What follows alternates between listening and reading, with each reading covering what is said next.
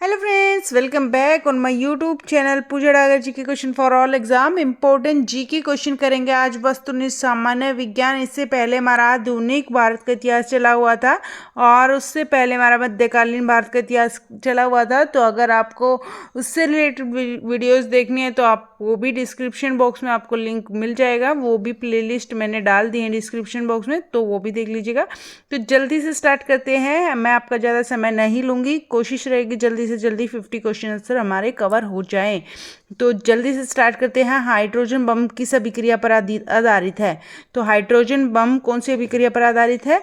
नाभिक के विखंडन से, नाभिक के संलयन से, उत्परिवर्तन से या संवेग संरक्षण से?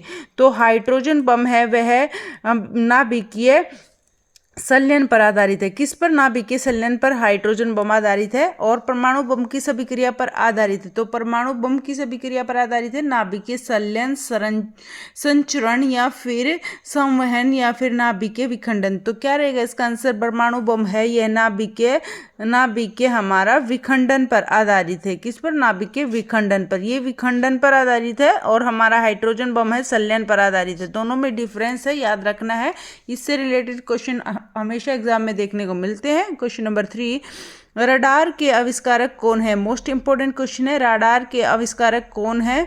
फ्रैंक हविटल या फिर अल्बर्ट टेलर या फिर मार्कोनी या फिर डी लैंड स्टीनर? तो क्या रहेगा इसका आंसर? राडार के आविष्कारक कौन है? राडार के आविष्कारक हैं हमारे एल्बर्ट टेलर। कौन? Albert Taylor. आगे चलते हैं। क्वेश्चन नंबर 4, न्यूट्रॉन की खोज किसने की थी? तो न्यूट्रॉनों की खोज किसने की थी?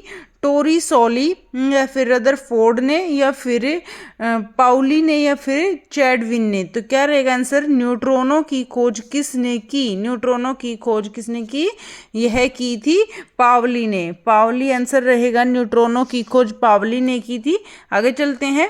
क्वेश्चन नंबर 5, आवर्त के नियम की खोज किसने की थी? तो आवर्त के नियम की खोज किसने की? टेरिसोली, ए टेरिसोली, बी जॉनसन या फिर सी आइंस्टीन या फिर डी मेंटलिफ? तो क्या रहेगा? या फिर डी मैंडलीफ? तो क्या रहेगा इसका आंसर? इसका आवर्त के नियम की खोज किसने की थी? आवर्त के नियम की खोज की थी मैंडलीफ ने। किसने? मैंडलीफ ने की थी आवर्त के नियम की खोज। तो आई होप 5 क्वेश्चन आपको समझ में आ गए होंगे और इम्पोर्टेंट क्वेश्चन है फ्रेंड्स, ये अच्छे से याद रखने हैं क्योंकि ये बार बार रिपीट होते हैं एग्जाम में। क्वेश्चन नंबर 6, प्रथम नाभिकीय रिएक्टर किसके निर्देशन में बनाया गया था? तो प्रथम नाभिकीय रिएक्टर किसके निर्देशन में बनाया गया था?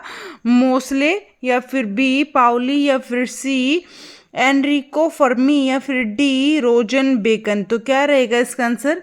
यह प्रथम नाभिकीय रिएक्टर किसके निर्देशन में बनाया गया था? तो किसके निर्देशन में बनाया गया था? इसका आंसर रहेगा हमारा 6th का आंसर रहेगा एनरिको फर्मी। एनरिको फर्मी के जो है प्रथम नाभिकीय रिएक्टर एनरिको फर्मी निर्देशन में बनाया गया था। क्वेश्चन नंबर 7, प्रथम हाइड्रोजन बम कब बनाया गया? पहला हाइड्रोजन बम है वह कब बनाया गया? हाइड्रोजन बम जो कि नाभिकीय संलयन से अभिक्रिया पर आधारित होता है, नाभिकीय संलयन। तो यह कब बनाया गया? 1955 में, 1930 में या फिर 1952 में या फिर 1855 में? तो इसका आंसर रहेगा 1952। क्या रहेगा आंसर? 1952 में है पहली बार हाइड्रोजन बम बनाया गया, 1952 में। आगे चलते क्वेश्चन नंबर 8, प्रोटॉन किस प्रकार का कण है? तो जो प्रोटॉन है वह किस प्रकार का कण है? आवेशहीन, ऋण आवेश युक्त, धन आवेश युक्त या कोई नहीं? तो जो है प्रोटॉन है वह किस प्रकार का कण है? यह है 8th का आंसर रहेगा धन आवेश युक्त। यह हमारा है धन आवेश युक्त। कौन सा? प्रोटॉन एक प्रकार से धन आवेश युक्त है। आगे चलते हैं। क्वेश्चन नंबर 9, इलेक्ट्रॉन किस प्रकार का कण है? इलेक्ट्रॉन किस प्रकार का कण है? ये प्रोटॉन हो गया धन आवेश युक्त और ये इलेक्ट्रॉन का क्या रहेगा? धन आवेश युक्त, आवेशहीन या फिर ऋण आवेश युक्त या कोई नहीं? तो क्या रहेगा इसका आंसर? 9th का आंसर रहेगा ऋण आवेश युक्त। क्या रहेगा? ऋण आवेश युक्त आएगा इलेक्ट्रॉन। तो याद रखना है। प्रोटोन को इजीली याद रखने का इजी तरीका है कि जो प्रोटीन होता है हमारे जो शरीर में क्या करता है, वृद्धि करता है। तो धनात्मक जो पॉजिटिव में होते हैं, ऋणात्मक माइनस में होते हैं, तो इसीलिए धन आवेश युक्त। और इलेक्ट्रॉन किस प्रकार का कण है? एक इलेक्ट्रॉन है ऋण आवेश युक्त। ठीक है फ्रेंड्स, आगे चलते हैं। न्यूट्रॉन किस प्रकार का कण है? तो न्यूट्रॉन किस प्रकार का कण है? ये है धन आवेश युक्त, आवेशहीन, ऋण आवेश युक्त, इनमें से कोई नहीं। तो इसका आंसर रहेगा आवेशहीन। न्यूट्रॉन है, यह है आवेशहीन होते हैं। न्यूट्रॉन आवेशहीन होते हैं।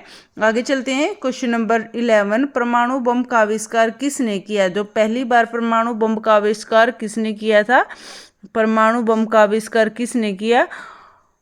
ए ओटो हॉर्न, या फिर बी विलियम साल्क, या फिर सी माइकल फेराड, या फिर डी गैलीलियो। तो क्या रहेगा इसका आंसर? परमाणु बम का आविष्कार किसने किया? इसका आंसर रहेगा ओटो हॉर्न। क्या? ओटो हॉर्न ने किया परमाणु बम का आविष्कार, ओटो हॉर्न।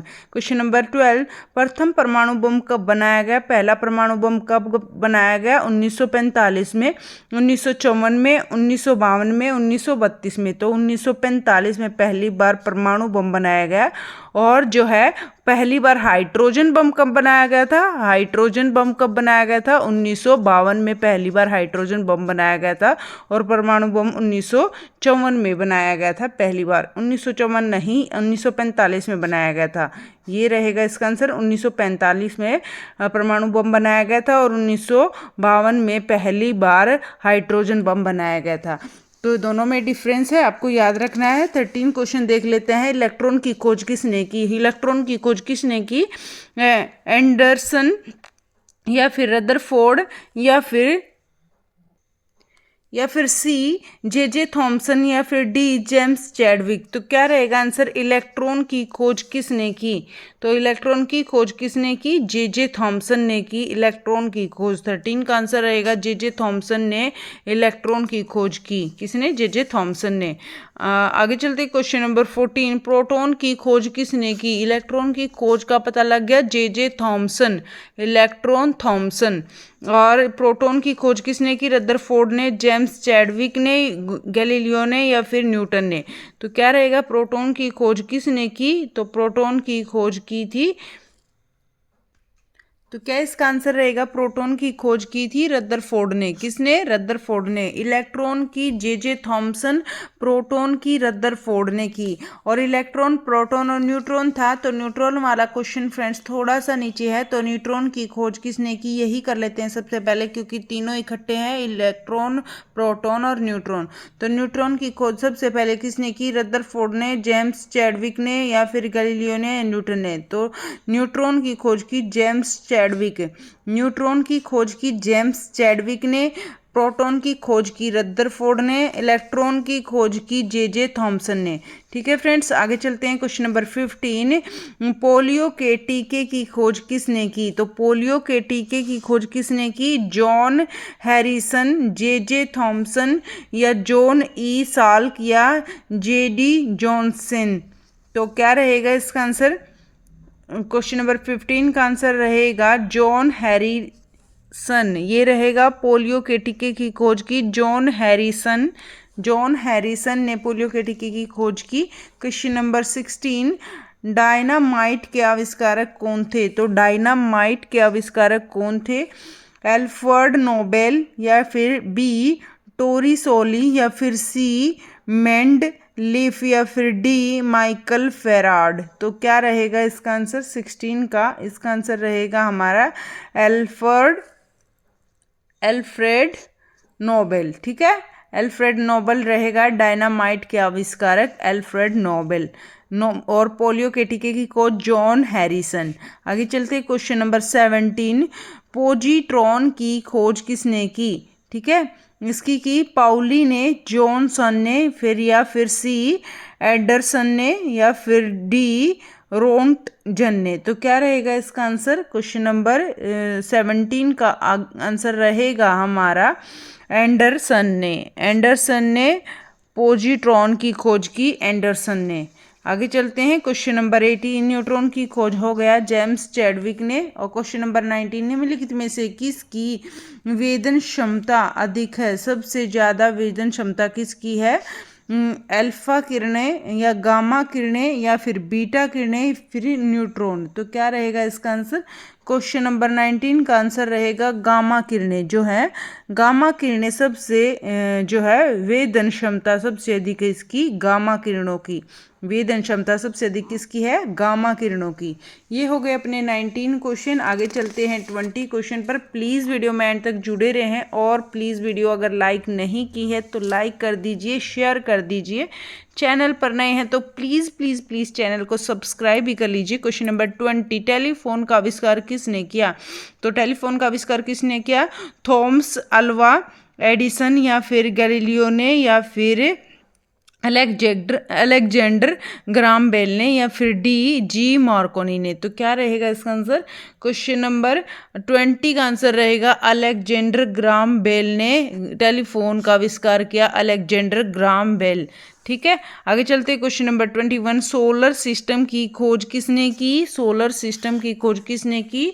ए कोपरनिकस ने, बी आर्यभट्ट ने, सी केपलर ने या फिर डी न्यूटन ने। तो क्या रहेगा इसका आंसर? क्वेश्चन नंबर 21 का आंसर रहेगा कोपरनिकस ने जो है, कोपरनिकस ने सोलर सिस्टम की खोज की। कोपरनिकस ने सोलर सिस्टम की खोज की। क्वेश्चन नंबर 22, नाभिकीय विखंडन में ट्रिगर क्या है? तो नाभिकीय विखंडन में जो है ट्रिगर क्या है? इलेक्ट्रॉन या पॉजिट्रॉन या फिर न्यूट्रॉन या फिर प्रोटॉन। तो क्या रहेगा नाभिकीय विखंडन में ट्रिगर क्या है?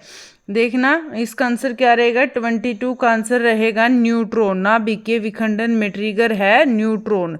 ठीक है फ्रेंड्स, आगे चलते हैं। क्वेश्चन नंबर 23, क्वांटम सिद्धांत किसने दिया? क्वांटम सिद्धांत किसने दिया? ए मेंडलीफ ने, बी मैक्स प्लांक ने या फिर सी मैडम क्यूरी ने या फिर डी रोंटजन ने। तो क्या रहेगा आंसर इसका? क्वांटम सिद्धांत किसने दिया? 23 का आंसर रहेगा मैक्स प्लांक ने क्वांटम सिद्धांत दिया, मैक्स प्लांक।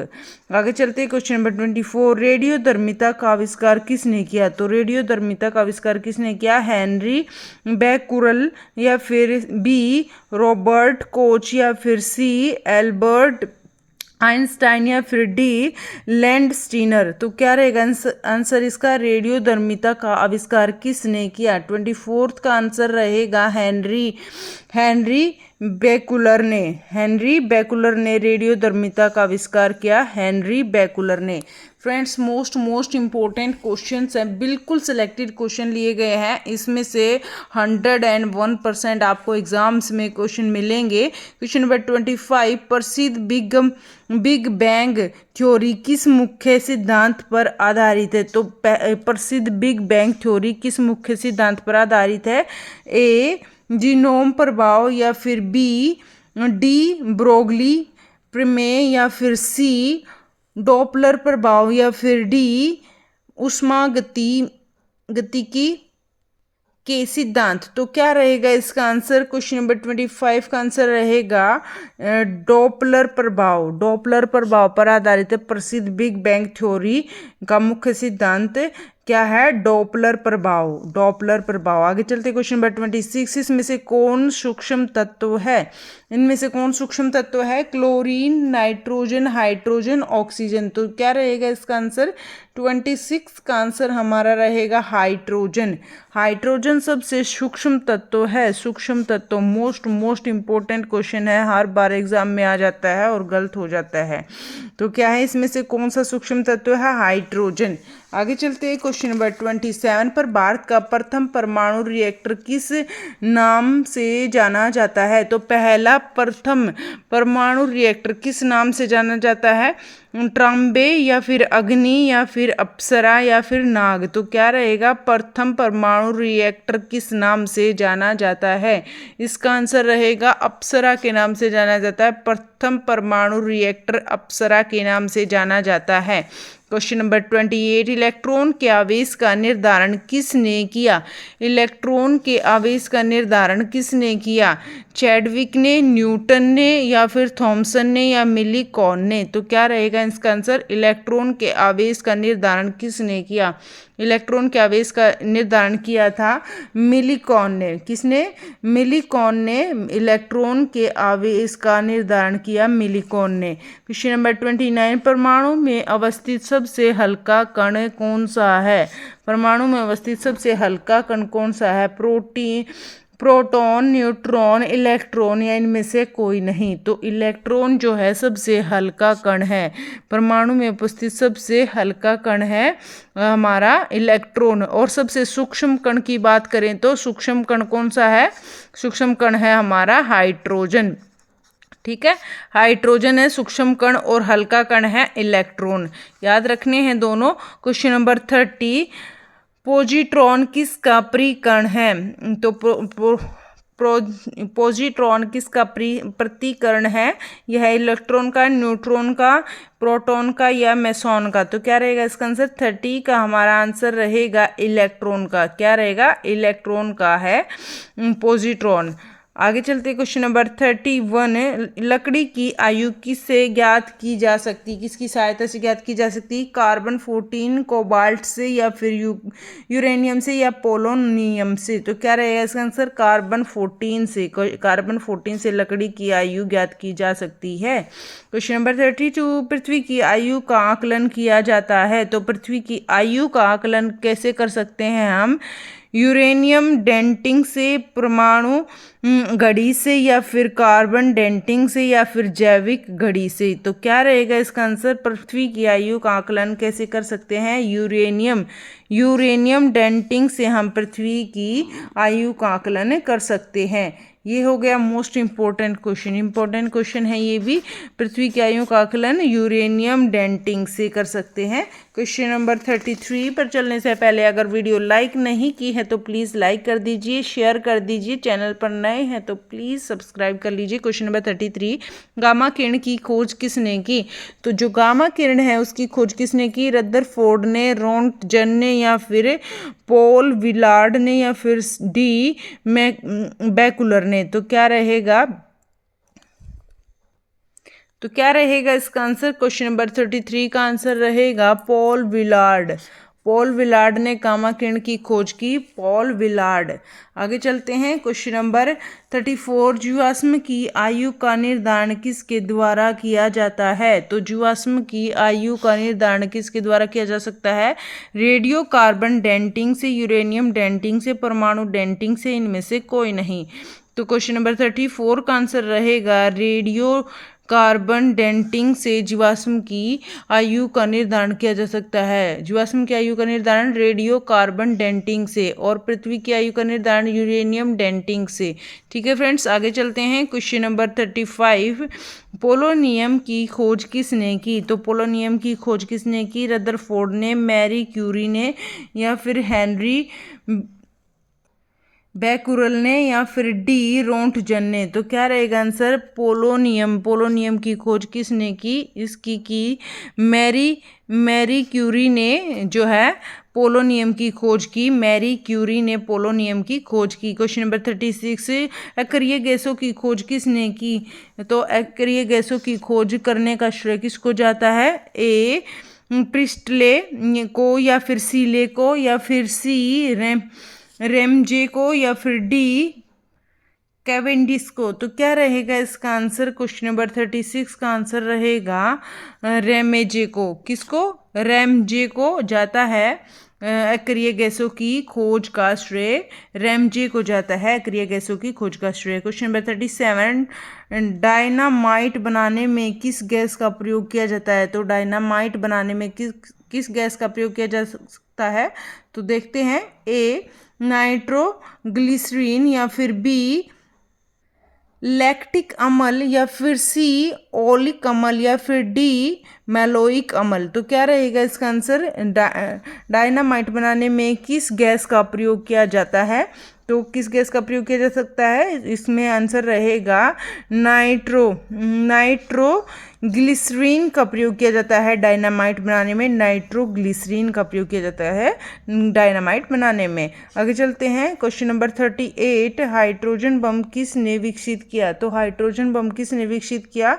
ए बर्नर वॉन ब्राउन ने, या फिर बी जे रॉबर्ट ओपनहीमर ने, या फिर सी एडवर्ड टेलर ने, या फिर डी सैमुअल कोहेन ने। तो क्या रहेगा इसका आंसर? क्वेश्चन नंबर 38 का आंसर रहेगा सैमुअल कोहेन ने। ठीक है, हाइड्रोजन बम किसने विकसित किया? हाइड्रोजन बम विकसित किया सैमुअल कोहेन ने हाइड्रोजन बम विकसित किया।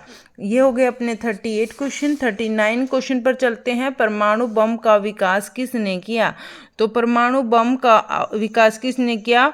वर्नर वॉन ब्राउन ने, या फिर सैमुअल कोहेन ने, या फिर सी एडवर्ड टेलर ने, या फिर डी जे रॉबर्ट ओपेनहीमर ने। तो क्या रहेगा इसका आंसर? परमाणु बम का विकास किसने किया? 39 का आंसर रहेगा परमाणु बम का विकास किसने किया? जे रॉबर्ट ओपेनहीमर ने किया परमाणु बम का विकास। ठीक है, जे रॉबर्ट ओपेनहीमर ने किया। ठीक है, और जो है हाइड्रोजन बम का विकास किसने किया था? सैमुअल कोहेन ने। सैमुअल कोहेन ने हाइड्रोजन बम का विकास किया था, और जे रॉबर्ट ओपेनहीमर ने जो है परमाणु बम का विकास किया। दोनों का आपको याद रखना है। क्वेश्चन नंबर 40, उत्तल दर्पण द्वारा बना प्रतिबिंब।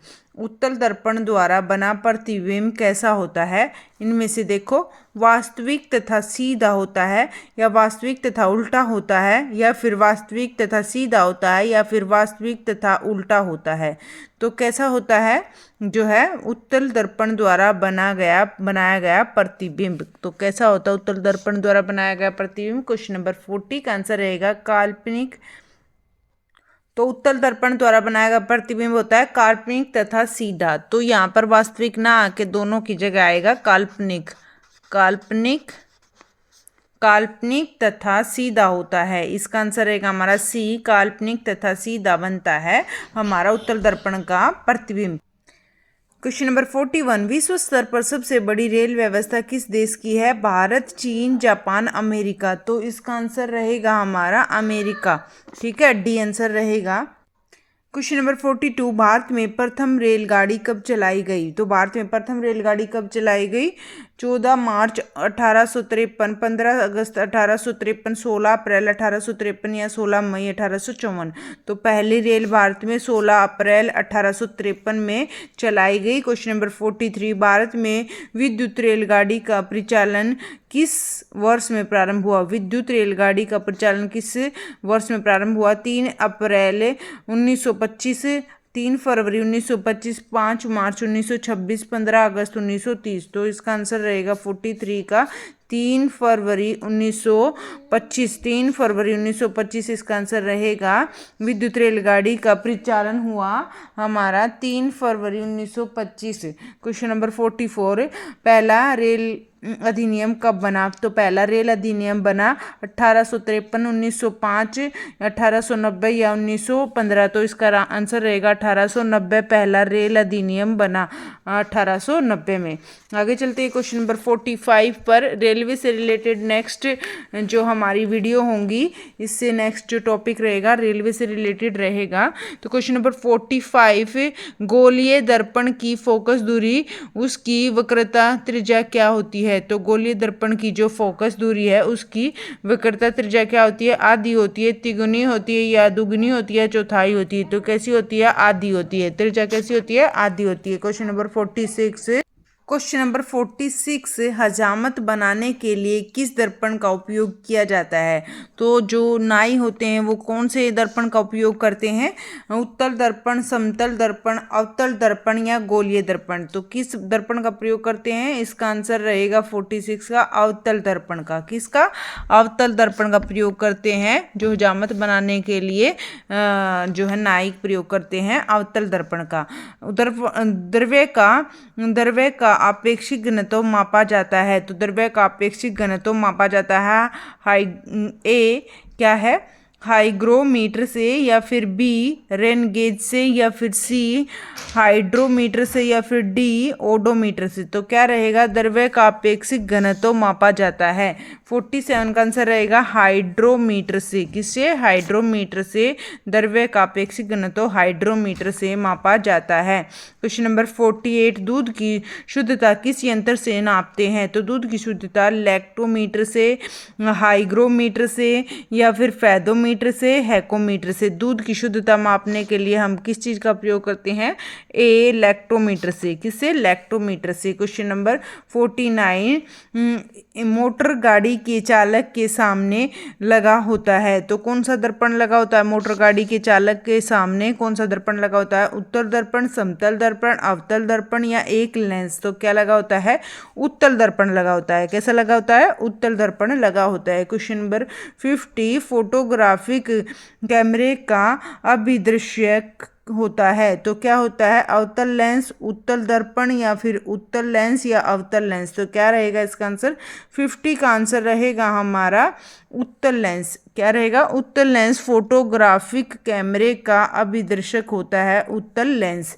ये हो गए हमारे 50 question friends. Thank you so much video में एंड तक जुड़े रहने के लिए, और फिर मिलते हैं नेक्स्ट टॉपिक में। तब तक आप अपना ख्याल रखें। Bye bye, take care. कुछ मिस्टेक्स रह गई हों तो माफ़ कीजिएगा और कमेंट बॉक्स में मेंशन भी करें। तो thank you, take care, good night, bye bye. अगर किसी टॉपिक पर वीडियो चाहिए आपको तो प्लीज़ मेंशन करें कमेंट बॉक्स में, आपको उसी रिलेटेड आपको वीडियो मिल जाएगी। Okay, bye bye.